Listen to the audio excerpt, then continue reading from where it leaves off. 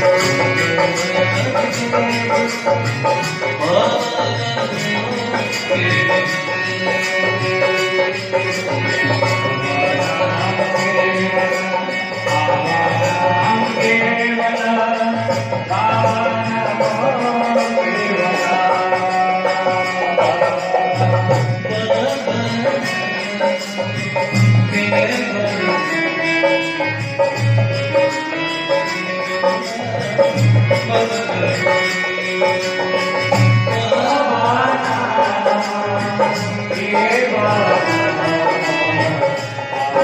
आज जो हम लोग अभी कीर्तन किए, जैसा कि देख रहे हैं वहाँ नामकरण अन्नप्राशन, ये आनंद मार्ग में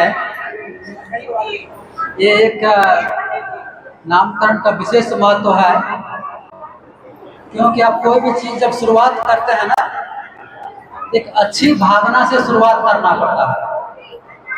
जैसे आप मकान बनाते हैं तो उसमें फाउंडेशन जो डालते हैं पहले, वो अच्छी भावना से फाउंडेशन डालते हैं ताकि मकान बहुत दिन तक चले। उसी तरह मनुष्य का जो निर्माण हो रहा है उसका व्यक्तित्व का, तो व्यक्तित्व के निर्माण में नामकरण का अन्नप्राशन का एक बहुत महत्व है। इसका क्यों महत्व है? तो आप ये संस्कृत में नाम दिया जाता है। बाबा बोले हैं कि हम लोग जब यूरोप में नामकरण करते हैं या मध्य एशिया में जो अरबिक भाषा के लोग बोलते हैं, कोई भी भाषा के लोगों को जब हम लोग दीक्षा देते हैं तो उनका नाम संस्कृत में फिर से रूपांतरित किया जाता है, परिवर्तित किया जाता है। ऐसा क्यों किया जाता है कि संस्कृत भाषा की जो उत्पत्ति हुई है वो कैसे हुई? तो हम लोगों का शरीर का जो संचालन होता है, वो भौतिक शरीर में आपका जो 3 मुख्य नाड़ियां हैं, पीड़ा, पिघला और सुषुम्ना, ये तीनों नाड़ी जहाँ जहाँ एक दूसरे को क्रॉस करती है, वही शरीर के में चक्र है। और उस चक्र से आपका वृत्ति का भी स्थान वही चक्र है। के द्वारा ही मन काम करता है। और ये सारे वृत्तियां जो है, 50 वृत्ति है मनुष्य में, तो ये वृत्ति का क्या है? एकॉस्टिक रूट होता है। एकॉस्टिक रूट मतलब जैसे आप रोड में देखते हैं ट्रक जा रही है, उसके साउंड से आप पता लगा लेते हैं कि ट्रक है। मोटरसाइकिल जाती है तो मोटरसाइकिल से पता लगा लेते हैं कि उसके साउंड से मोटरसाइकिल है। उसी तरह मन जब किसी की ओर प्रवाह हो रहा है तो वहाँ भी एक साउंड क्रिएट हो रहा है, और वो जो साउंड है वही वृत्ति का एकॉस्टिक रूट कहलाता है। तो इस तरह से 50 वृत्ति का 50 एकॉस्टिक रूट हुआ, और वही ध्वनि बना जो आपका संस्कृत में अ से लेके अ 16 वोवेल्स है और जो कॉन्सोनेंट है। तो ये सारे चीज़ें आपके चक्र में है।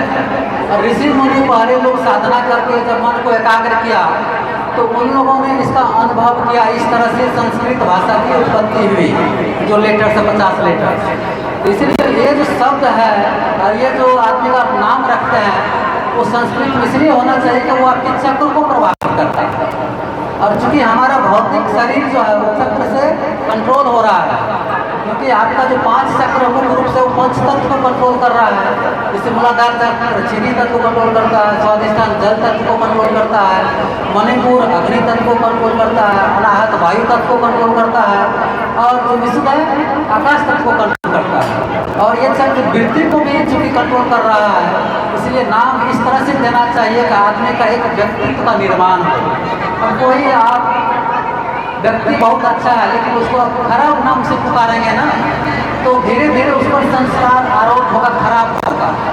तो संस्कार का प्रत्यारोपण इसको बोलते हैं आरोपित संस्कार। एक तो संस्कार आप जन्म से लेके आए हैं, जो जन्मजात संस्कार है जो आपके कंट्रोल में नहीं है, लेकिन जो आरोपित संस्कार है वो तो आपके कंट्रोल में है।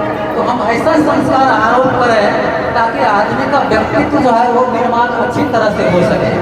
तो वो अच्छी संस्कार देने के लिए ही एक संस्कृत में अच्छा नाम दिया जाता है, ताकि उसका व्यक्तित्व का निर्माण अच्छा हो।